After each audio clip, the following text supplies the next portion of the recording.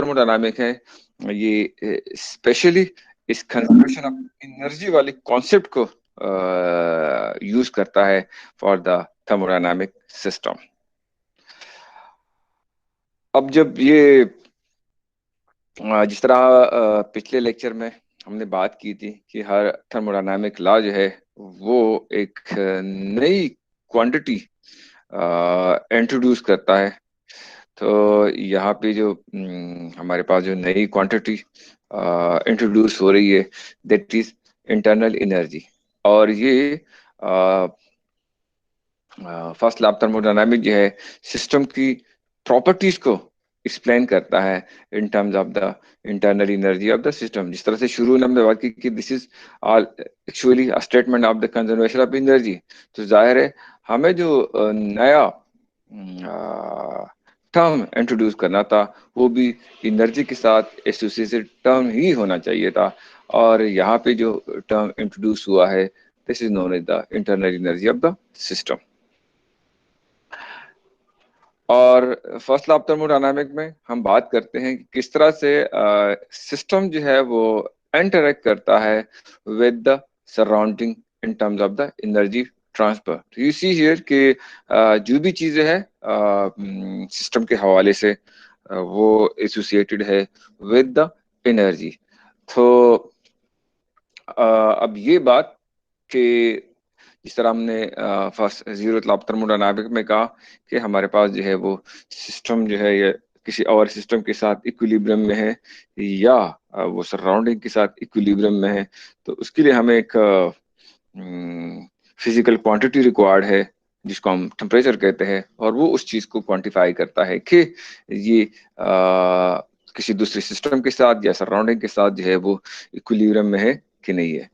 अब जाहिर है इक्विलिब्रियम तक जाने के लिए कोई ट्रांजिशन तो होनी चाहिए, कोई ट्रांसफर ऑफ एनर्जी तो होनी चाहिए। फॉर एग्जांपल अगर हमारे पास एक ग्लास ऑफ वाटर है वो आम रूम टेम्परेचर पे पड़ा है तो उस वक्त तो वो जो सराउंडिंग है रूम की उसके साथ इक्विलिब्रियम में है। लेकिन उसी ग्लास को आप उठा के रेफ्रिजरेटर के अंदर रख दो तो ज़ाहिर है वहाँ पे ट्रांजिशन जो है वो शुरू हो जाएगी और जो ग्लास ऑफ वाटर है वो एक और इक्विलिब्रियम स्टेट की तरफ जाना शुरू करेगा ताकि वो अपने आप को थर्मल इक्विलिब्रियम में कर ले with the surrounding of the refrigerator. तो जाहिर है और ये तभी होगा जब सिस्टम का इंटरेक्शन होगा विद द सराउंडिंग। और ये जो इंटरेक्शन है with the surrounding this is always in term of the energy transfer. जाहिर है अब अगर हम इसी एग्जांपल को लेके देखते हैं कि ग्लास ऑफ वाटर उसको आपने रखा हुआ है रेफ्रिजरेटर में तो वहां से एनर्जी ट्रांसफर होती है to the surrounding of the refrigerator. जो सराउंडिंग रेफ्रिजरेटर का मतलब जो रेफ्रिजरेटर के अंदर जो कंपार्टमेंट है और फिर वहां से वो एनर्जी ट्रांसफर करती है to surrounding of the refrigerator जो कि रूम है। तो जाहिर है ये जो ट्रांजिशन है toward equilibrium या from one equilibrium state to another equilibrium state that is always associated with the energy transfer। तो जो फर्स्ट लॉ ऑफ थर्मोडायनामिक है वो एक्चुअली कैरेक्टराइज करता है transition from one equilibrium state to another equilibrium state। और जाहिर है ये जो ट्रांजिशन है this is associated with the energy transfer. That is why जो थर्मोडायनामिक है वो फर्स्ट लॉ ऑफ थर्मोडायनामिक है वो बेसिकली बेस करता है एनर्जी पे या ट्रांसफर ऑफ एनर्जी पे। इसी तरह जो फर्स्ट लॉ ऑफ थर्मोडायनामिक है ये हमें इंफॉर्मेशन देता है कि आया सिस्टम जो है वो एक इक्विलिब्रियम स्टेट से दूसरे इक्विलिब्रियम स्टेट में ट्रांसफर हो गया कि नहीं हो गया। ओके तो उसके लिए भी हम वही इंटरनल एनर्जी यूज करते हैं कि अगर इंटरनल एनर्जी में चेंज आ रहा है तो सिस्टम जो है वो जी हेलो तो सिस्टम जो है वो ट्रांसफॉर्म कर गया है from one equilibrium state to another equilibrium state. तो ये हम इंटरनल एनर्जी से हमें पता चल जाएगा। इंटरनल एनर्जी को आप मेजर करते जाए, अगर इंटरनल एनर्जी जो है वो कांस्टेंट है तो देयर इज नो ट्रांजिशन, और अगर इंटरनल एनर्जी में चेंज हो रहा है तो इसका मतलब है there is transition from one equilibrium state to another. अब जाहिर है जो ट्रांजिशन है, this is associated with the change in internal energy. At the moment हम बात करेंगे क्लोज सिस्टम की, और बाद में इस लॉ को हम जनरलाइज करेंगे ओपन सिस्टम के लिए भी। तो अगर किसी को क्लोज सिस्टम और ओपन सिस्टम का फर्क मालूम नहीं है तो ये जान ले कि क्लोज सिस्टम वो सिस्टम है जिससे कोई पार्टिकल जो है ना अंदर उस सिस्टम के जा सकता है, ना उस सिस्टम के बाहर जा सकती है। जिस तरह आम आम अल्फाज में, अगर आप कमरे के अंदर है और दरवाजा बंद करे तो ना तो फिर कमरे के अंदर कोई आ सकता है ना जा सकता है, तो हम कहते हैं कि कमरा क्लोज है। तो क्लोज सिस्टम का मतलब है कि वहां से जो, फॉर एग्जाम्पल अगर हम गैस सिलेंडर कंसीडर कर ले, तो अगर गैस सिलेंडर ऐसा है कि वो बिल्कुल क्लोज है, तो ना उससे गैस बाहर निकल सकता है, ना बाहर से कोई मॉलिक्यूल जो है एयर के वगैरह वो उसके अंदर जा सकते हैं।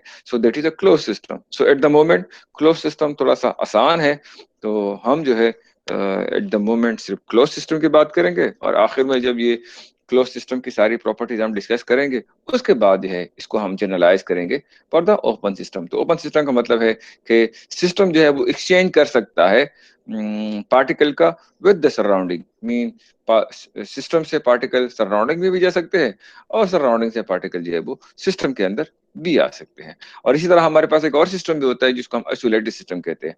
तो आइसोलेटेड सिस्टम का मतलब ये है कि कोई हीट ट्रांसफर नहीं हो रहा है, ना सराउंडिंग से सिस्टम के अंदर और ना सिस्टम से सराउंडिंग की तरफ। सो ये आई होप कि आप लोगों ने जो अपने तीसरे या चौथे सेमेस्टर में जो थर्मोडायनामिक पढ़ा है उसकी ये जो बेसिक सारी चीजें है वो आप लोगों को आती होगी।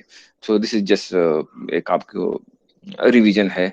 सो this transition from one equilibrium state to another, this is actually related to the change in internal energy, and this change in internal energy जो है वो दो चीजों के साथ एसोसिएटेड है। या तो हम हीट सप्लाई करें टू द सिस्टम, या हम हीट सप्लाई करें from the system to the surrounding, और या हम सिस्टम की ऊपर वर्क करें, या सिस्टम जो है वो सराउंडिंग के ऊपर वर्क करे।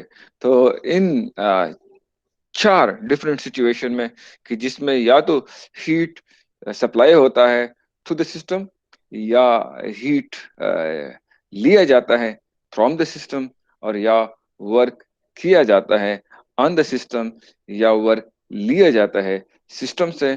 तो इन चार सिचुएशन में से कोई भी हो तो उससे हमारे पास जो है वो इंटरनल एनर्जी में चेंज आ रहा होता है। और इंटरनल एनर्जी में चेंज का मतलब है कि there is a transition from one equilibrium state to another equilibrium state.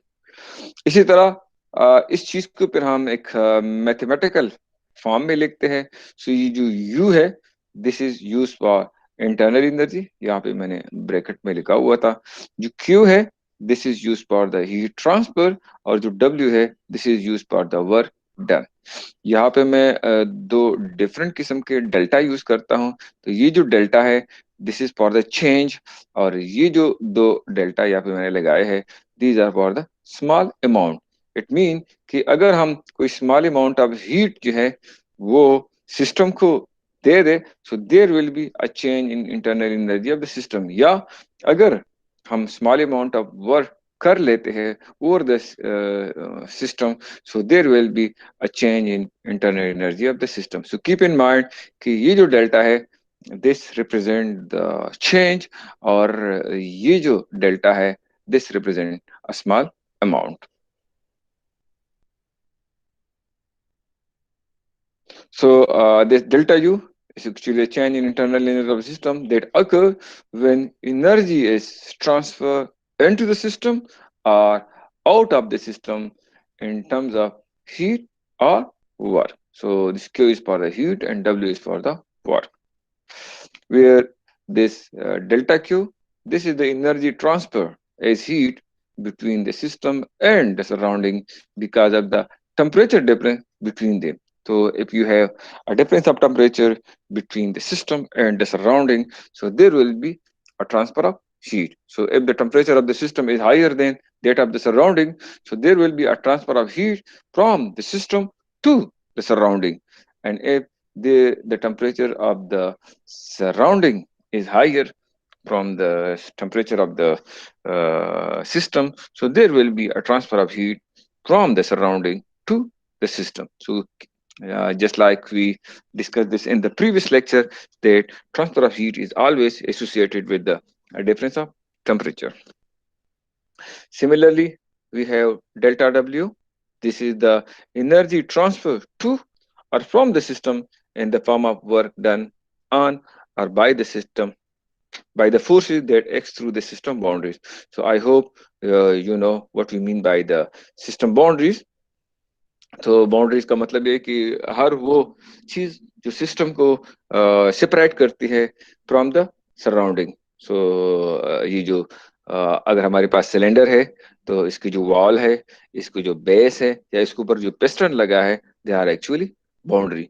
तो जब हम जनरली एक सिंपल एग्जांपल लेते हैं तो हम कहते हैं कि हमारे पास एक सिलेंडर है और इसके ऊपर जो है एक मूवेबल पिस्टन लगा हुआ है और उसके अंदर कोई गैस है.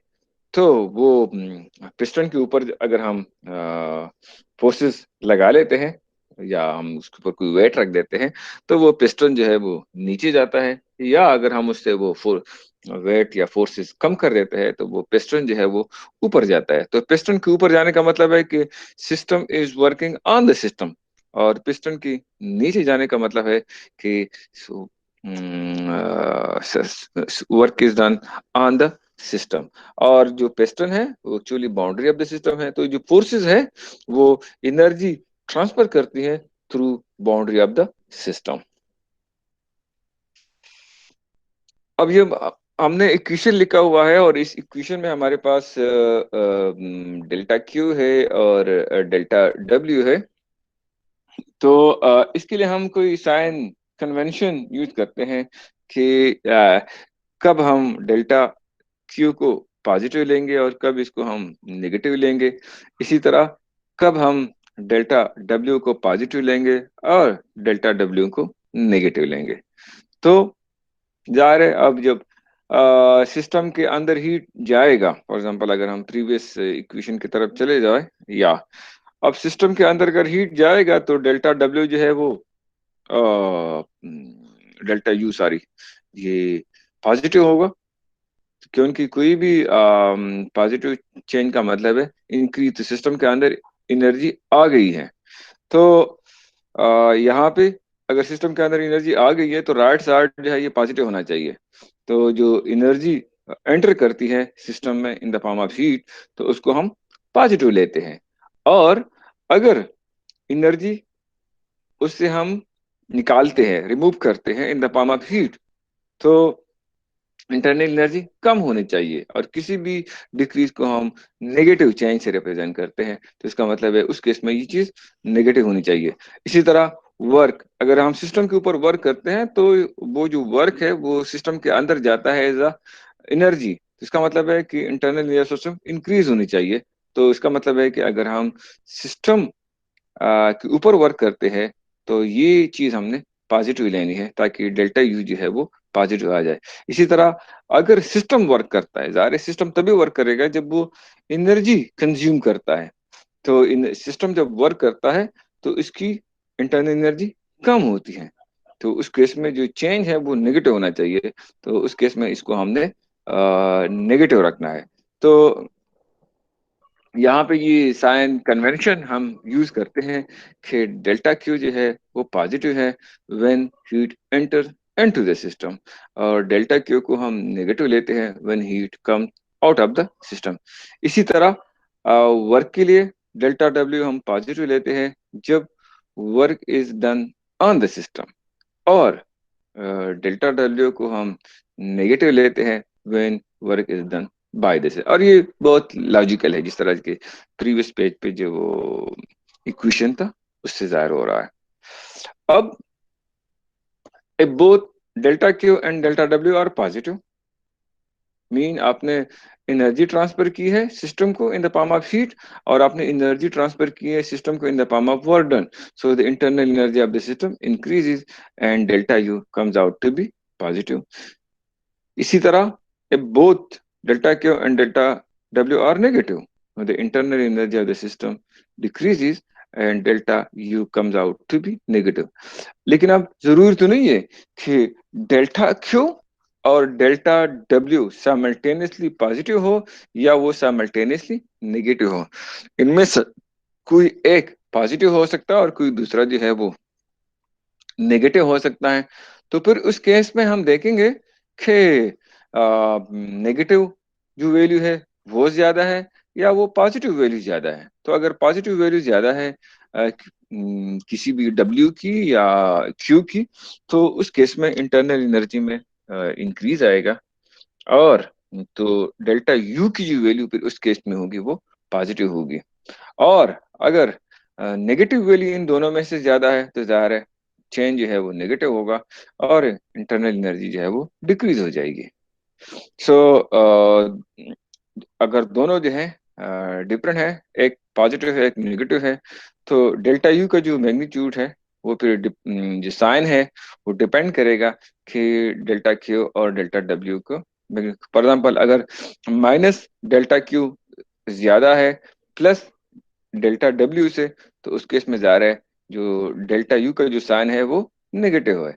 लेकिन अगर माइनस डेल्टा क्यू का जो मैग्नीट्यूड है वो कम है as compare to plus delta W, तो उस केस में जो डेल्टा यू का जो साइन है वो पॉजिटिव होगा, और इस तरह बाकी केसेस के लिए भी आप कर सकते हैं। तो व्हाट डज इट मीन कि जो फर्स्ट लॉ ऑफ थर्मोडायनामिक है, it actually represent the conservation of energy of the thermodynamic system, कि आपने कितनी एनर्जी जो है वो सिस्टम को दी है इन terms of the heat transfer and work done. तो फॉर एग्जांपल अगर आपने सिस्टम को एनर्जी दी है 1 जॉल एनर्जी दी है आपने हीट के फॉर्म में, 1 जॉल एनर्जी आपने दी है वर्क के फॉर्म में, तो सिस्टम को जो टोटल एनर्जी मिली है वो 2 जॉल है। तो सिस्टम की इंटरनल एनर्जी में 2 जॉल इंक्रीज आएगा। इसी तरह अगर आपने सिस्टम से एनर्जी ली है, फॉर एग्जांपल 1 जॉल आपने एनर्जी ली है इन द फॉर्म ऑफ वर्क, और लेट्स सपोज 1 जॉल आपने एनर्जी ली है या 2 जॉल आपने एनर्जी ली है इन द फॉर्म ऑफ हीट, तो इसका मतलब है कि 3 जॉल एनर्जी जो है वो सिस्टम से निकल गई है।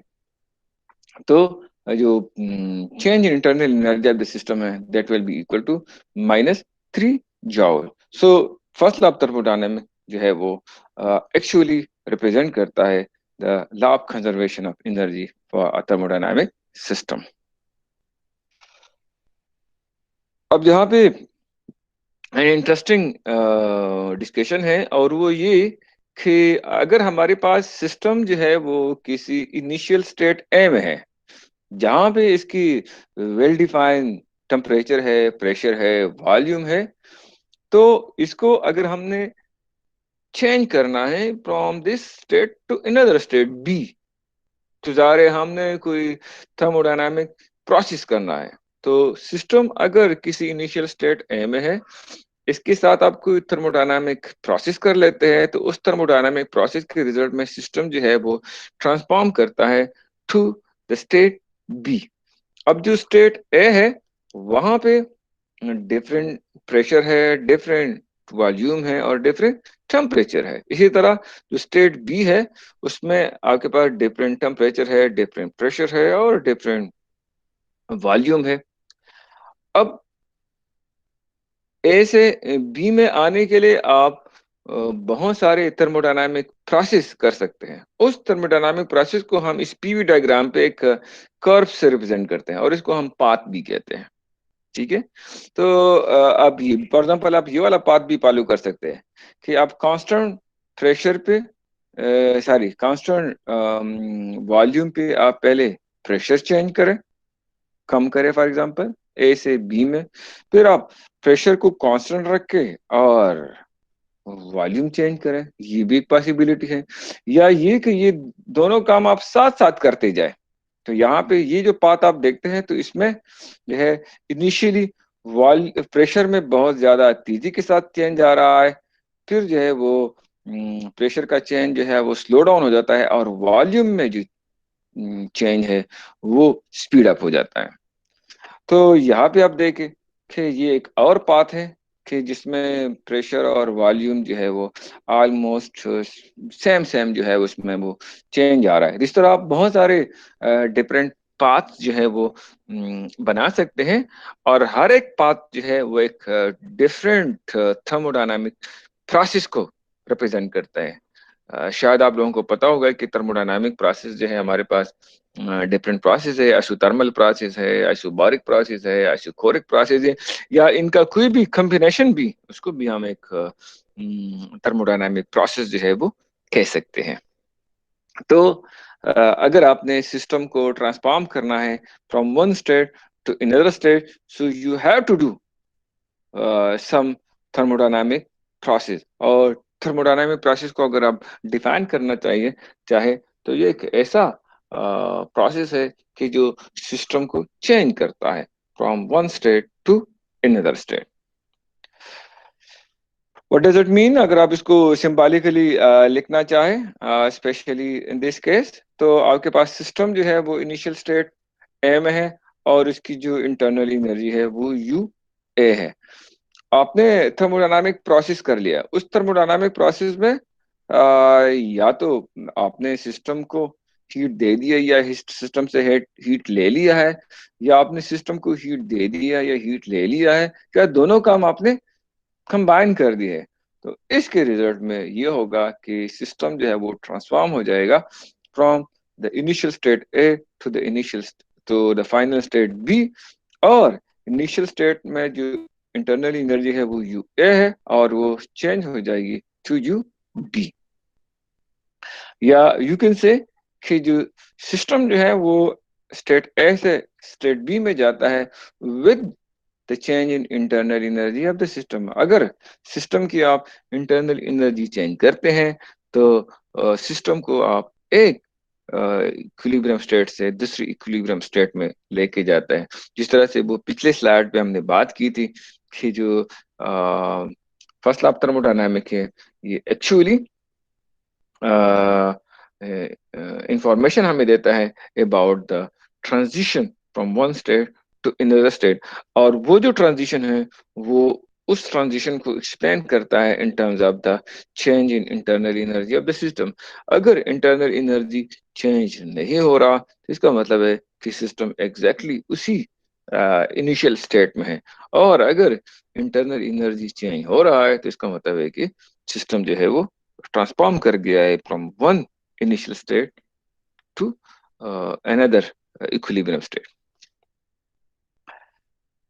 एक और चीज जो बहुत इम्पोर्टेंट है वो ये कि अगर हम दो डिफरेंट पाथ फॉलो करें, ये जो हमने दो डिफरेंट पाथ फॉलो किए हैं, जो रेड वन है और ये जो ब्लू है ये पाथ टू है, तो इसमें जरूरी नहीं है, ओके, कि आप जो यहाँ पे जो डेल्टा क्यू वन है और यहाँ पे जो डेल्टा क्यू टू है ये दोनों बराबर हो, या यहाँ पे जो डेल्टा क्यू वन है और जो क्यू टू है, और वहाँ पे जो डेल्टा सॉरी यहाँ पे जो डेल्टा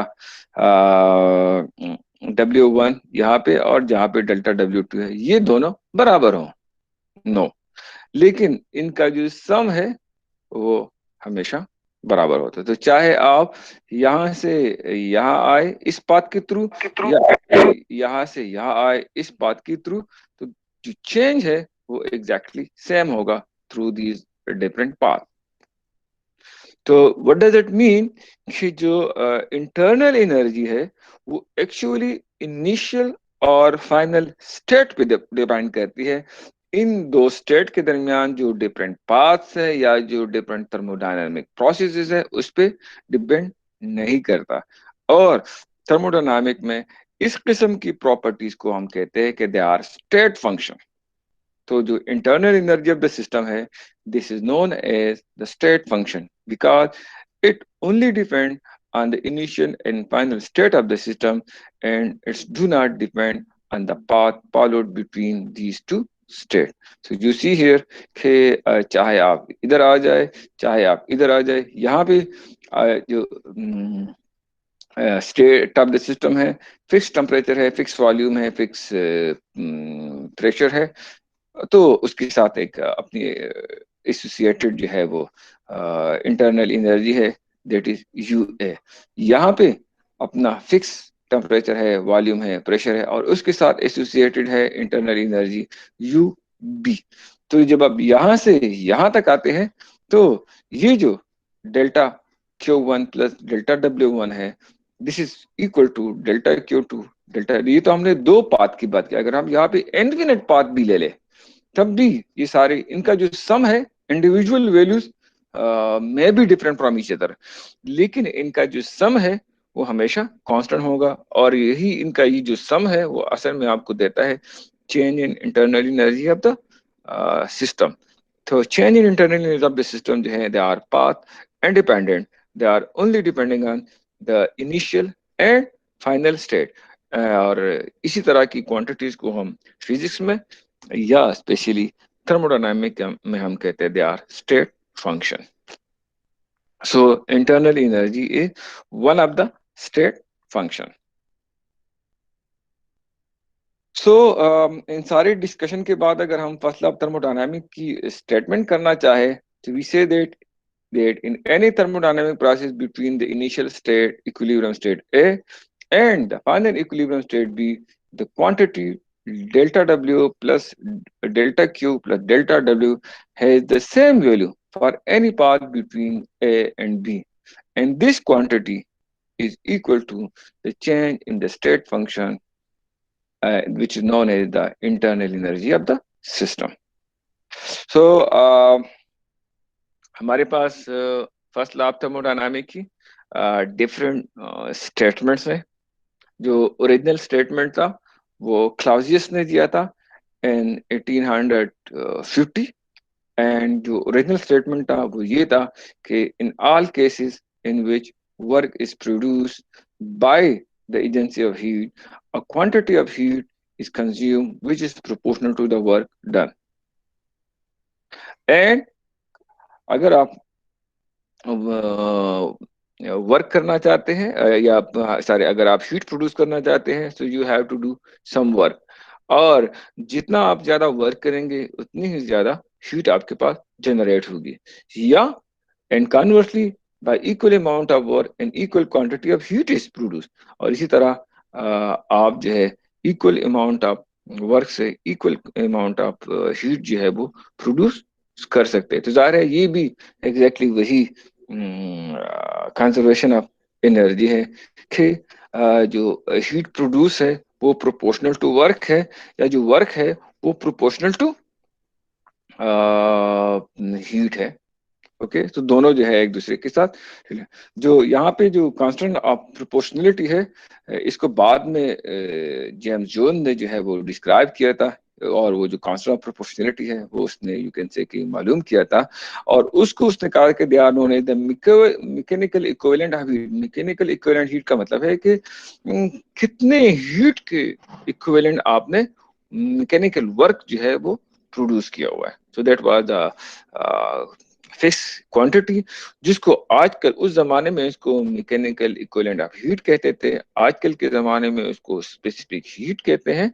और स्पेशली यहाँ पे जो फर्स्ट लॉ ऑफ थर्मोडायनामिक्स जो प्रोपोर्शनलिटी कांस्टेंट था, दैट वाज इक्वल टू 4.1860, और ये जो वैल्यू है 4.1860 जॉल पर कैलोरी, ये हमारे पास स्पेसिफिक हीट है वाटर की। तो बाद में क्लाउसियस ने तो जनरली ये स्टेटमेंट दिया था कि जो वर्क आप करते हैं that is proportional to heat, और या जो हीट आप प्रोड्यूस करते हैं that is proportional to work. तो जो प्रोपोर्शनलिटी कांस्टेंट है that was determined by James Joule, और उसने इसकी वैल्यू मालूम की थी, and that was equal to 4.1860। और बाद में पता चला कि ये जो वैल्यू है that is exactly equal to the specific heat of water.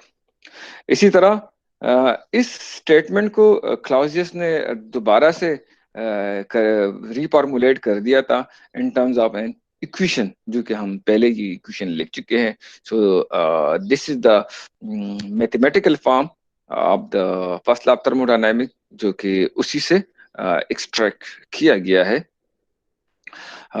इसी तरह एक थर्ड स्टेटमेंट भी है फर्स्ट लॉ का, and that was given by Max Planck, और वो कहते हैं कि all energy transfer to a system is positive and all energy transfer from the system is negative. तो जाहिर है जो energy transfer to the system है वो आप उसको डिफरेंट तरीकों से जो है उसको कर सकते हैं। इनिशियली अभी हमने जो बात की है वो तो सिर्फ हीट और वर्क के साथ एसोसिएटेड बात हमने की है फॉर द क्लोज सिस्टम।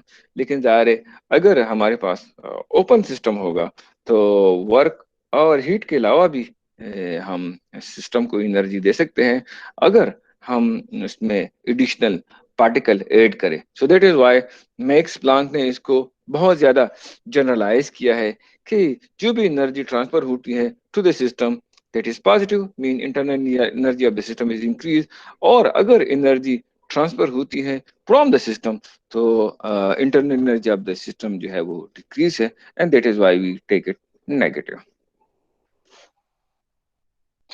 अब जब यहाँ पे हम बात करते हैं ये वाली डेल्टा क्यू और डेल्टा डब्ल्यू, तो ये एक ऐसी सिचुएशन है फॉर एग्जांपल लाइक दिस कि हमने आपके पास एक इनिशियल स्टेट है ए, ओके, और आपने कुछ खास अमाउंट ऑफ हीट जो है ऐड किया हुआ है, और या कोई आपने वर्क डन किया हुआ है और सिस्टम जो है वो एक स्टेट से दूसरे स्टेट में चला गया है, तो एक फिक्स अमाउंट ऑफ हीट, तो this is one state and this is another state. कभी कभी हम ये करते हैं कि सिस्टम को जो है बहुत ही स्लोली जो है वो एक स्टेट से दूसरे स्टेट में लेके आए। फॉर एग्जांपल जो अमाउंट ऑफ हीट है वो भी हम बहुत ज्यादा स्लोली दे रहे हैं, बहुत ही स्मॉल क्वांटिटीज में दे रहे हैं, और जो वर्क डन है वो भी बहुत स्मॉल क्वांटिटीज में हम दे रहे हैं, ताकि सिस्टम में टर्बुलेंस ना हो। ये आप ध्यान में रखें कि जब सिस्टम में टर्बुलेंस आ जाता है तो वहां पे फिर प्रोसेस जो है रिवर्सिबल नहीं होता, और वहां पे कुछ एनर्जी लॉसेस जो है वो फ्रिक्शन और टर्बुलेंसेस की वजह से आ जाती है। सो दैट इज वाई जब हम सिस्टम को स्टडी करते हैं तो हम कहते हैं कि सिस्टम को हम स्टडी करते हैं बहुत ही slowly, and that is quasi statically, कि जब जो ट्रांसफर ऑफ एनर्जी है between the system and the surrounding वो बहुत ही स्लो हो और बहुत ही स्मॉल क्वांटिटीज में हो, तो उस केस में फिर जो फर्स्ट लॉ ऑफ थर्मोडायनामिक है उसकी इक्वेशन को हम डिफरेंशियल फॉर्म में लिखते हैं। तो डेल्टा की जगह यहाँ पे हम डी लिखते हैं, और जाहिर है ये जब ट्रांजिशन हो रहा होता है सो दैट विल टेक एक well defined temperature and pressure. हम इस प्रोसेस को इतना स्लोली कर रहे हैं और इतना हम small amount of heat enter कर रहे हैं या बहुत ही स्मॉल अमाउंट ऑफ वर्क हम कर रहे हैं कि सिस्टम के जो टेम्परेचर है और प्रेशर है उस पे कोई एक स्टेप के अंदर वो कितना खास फर्क नहीं आता, तो वहां पे सिस्टम जो है हमेशा एक स्टेप से दूसरे स्टेप में जब जाता है so that is always it well defined temperature and pressure. So उस केस में हम फर्स्ट लॉ ऑफ थर्मोडायनामिक को जो है वो डिफरेंशियल फॉर्म में लिखते हैं, and that is D U is equal to T D S minus T D we.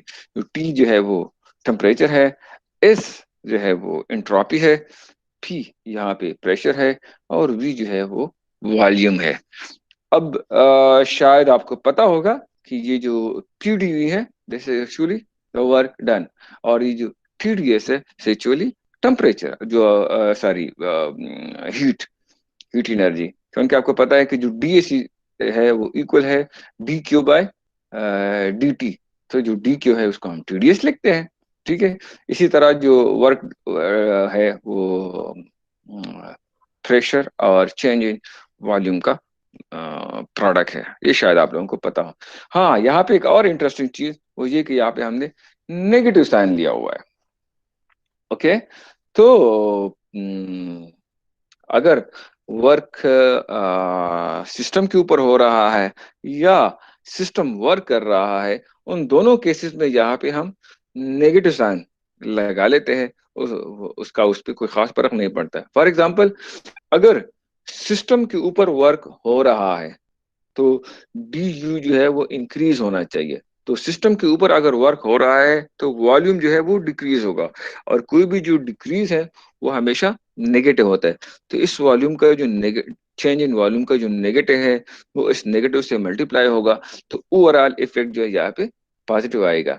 अब अगर सिस्टम जो है वो वर्क कर रहा है तो इसका मतलब है सिस्टम एक्सपेंड हो रहा है। तो सिस्टम अगर एक्सपेंड हो रहा है तो इसका जो वॉल्यूम में चेंज है वो पॉजिटिव होगा। तो ये वाला पॉजिटिव उस नेगेटिव के साथ जब मल्टीप्लाई होगा तो रिजल्ट नेगेटिव होगा। इसका मतलब है कि इंटरनल एनर्जी डिक्रीज हो रहा है। तो जब आपने इसको डिफरेंशियल फॉर्म में लिखना है और वर्क को लिखना है आपने इन टर्म्स ऑफ 3 dV, तो यहाँ पे आपने फिर नेगेटिव साइन लगाना है, चाहे सिस्टम के ऊपर वर्क हो रहा है या सिस्टम वर्क खुद कर रहा है। ये नेगेटिव साइन और पॉजिटिव साइन जो है वो चेंज इन वॉल्यूम के साथ जो है वो खुद ब खुद एडजस्ट हो जाएगा। अब हम आगे जाते हैं टूवर्ड ओपन सिस्टम। ओके। और ओपन सिस्टम वो सिस्टम होते हैं कि जहाँ पे पार्टिकल जो है वो सिस्टम के अंदर जा सकते हैं या सिस्टम से बाहर जा सकते हैं। तो उस केस में जो हम इंटरनल एनर्जी है का जो चेन है उसमें जो क्वेश्चन है उस तरह, ये तो हमने पहले से डिस्कस की। यहाँ पे जो है वो डेल्टा एन है कि कुछ पार्टिकल, एन जो है नंबर ऑफ पार्टिकल को रिप्रेजेंट करते हैं, कि कुछ पार्टिकल जो है वो सिस्टम के अंदर जा रहे हैं या सिस्टम से बाहर जा रहे हैं। तो अगेन, अगर सिस्टम के अंदर पार्टिकल जाएंगे तो ये पॉजिटिव होगा, और सिस्टम से बाहर पार्टिकल जाएंगे तो ये नेगेटिव होगा। अगेन एग्जैक्टली सेम सी। अगर आपने इसको डिफरेंशियल फॉर्म में लिखना है तो ये चीज तो हम डिस्कस कर चुके हैं। ये वाला जो थर्ड टर्म है इसको हम लिखते हैं in terms of the mu D N. Okay. Mu यहाँ पे जो है वो केमिकल पोटेंशियल है, और जो केमिकल पोटेंशियल है इसको हम डिफाइन करते हैं कि दिस इज द एनर्जी पर पार्टिकल, कि एक एनर्जी के साथ कितनी एनर्जी, सॉरी, एक पार्टिकल के साथ कितनी एनर्जी एसोसिएटेड। फॉर एग्जांपल, अगर एक पार्टिकल जो है 1 जॉल एनर्जी लेके आता है, तो अगर एक पार्टिकल एंटर होगा सिस्टम के अंदर तो हम कहेंगे कि भाई 1 जॉल इंटरनल एनर्जी इंक्रीज हो गई है। अगर 2 पार्टिकल एंटर होंगे तो हम कहेंगे कि भाई 2 जॉल एनर्जी इंक्रीज होगी, एंड सो ऑन। इसी तरह अगर ये पार्टिकल जो है वो सिस्टम से बाहर जा रहे हैं तो हम कहेंगे कि सिस्टम से जो है इतनी अमाउंट ऑफ एनर्जी जो है वो चली गई है, और जो चेंज इन इंटरनल एनर्जी है वो नेगेटिव होगा। Okay, so this was all about the first law of thermodynamics. अगर आप लोगों को इसमें कोई प्रॉब्लम है तो आप बता सकते हैं, और इंशाल्लाह अगला जो लेक्चर होगा that will be about the second law of thermodynamics. यहाँ पे मुझे एक चीज गलत नजर आई, और वो ये कि जाहिर है यहाँ पे जो सारा है ये इसकी जो डायमेंशन है वो एनर्जी की है। तो यहाँ पे जो है इसकी जो डायमेंशन है वो भी एनर्जी की होनी चाहिए। तो इसको मैं फिर चेंज कर देता हूँ। For example, it could be like, I don't know, चलो हम ई लगाते हैं। Okay. So this E is the energy, या इसको मैं नीचे इसमें एक एन लगा लेता हूँ ताकि ये करे कि this is the En. So this is the energy enter or leaving from the system is a result of number of particles that are leaving or entering the system. Okay. So jar है जो भी आप equation लिखते हैं तो उस equation के dimension जो है वो इक्वेशन के दोनों तरफ, साथ साथ हर टर्म की जो डायमेंशन है, फॉर एग्जांपल ये एनर्जी का डायमेंशन है, ये एनर्जी का डायमेंशन है, ये एनर्जी का डायमेंशन है, तो ये भी एनर्जी का डायमेंशन होना चाहिए। इस तरह ये भी आप देखें तो डी एस जो है वो एनर्जी डिवाइडेड बाय टेम्परेचर है, तो आप टेम्परेचर से मल्टीप्लाई करते हैं ताकि इसका डायमेंशन जो है वो एनर्जी के बराबर आ जाए। यहाँ पे प्रेशर जो है वो फोर्स पर यूनिट एरिया है, और यहाँ पे this is volume, so meter cube है, तो वो फोर्स पर यूनिट एरिया, और मीटर क्यूब तो वो पर मीटर स्क्वायर हो जाएगा ना, फोर्स पर मीटर स्क्वायर, तो मीटर स्क्वायर, एक मीटर स्क्वायर से क्या कहेंगे, this is force into meter, तो दिस इज, ये वर्क का डायमेंशन आपको देता है फोर्स इनटू न्यूटन मीटर, जो है वो जॉल आपको देता है, वर्क के डायमेंशन देता है। इसी तरह यहाँ भी आपके पास डायमेंशन जो है वो एनर्जी के होने चाहिए। So this is the energy per unit particle, and this is the number of particle. So नीचे जो नंबर ऑफ पार्टिकल है, यहाँ जो नंबर ऑफ पार्टिकल के साथ कैंसिल हो जाएंगे, तो आपके पास जो डायमेंशन है वो एनर्जी के बच जाएंगे। सो this is very very important कि जब भी आप लोग क्वेश्चन में चेंजेस करते हैं, कोई भी इक्वेशन आप बना लेते हैं, तो ये बहुत जरूरी है कि इक्वेशन के दोनों तरफ डायमेंशन सेम होने चाहिए, और फिर इक्वेशन के अंदर जो डिफरेंट टर्म्स है उनके भी डायमेंशन जो है वो सेम होने चाहिए। तो यहाँ पे हम करते हैं बस, और बल्कि असद आपने आज 10:30 बजे लिंक जनरेट किया था, बल्कि हमारी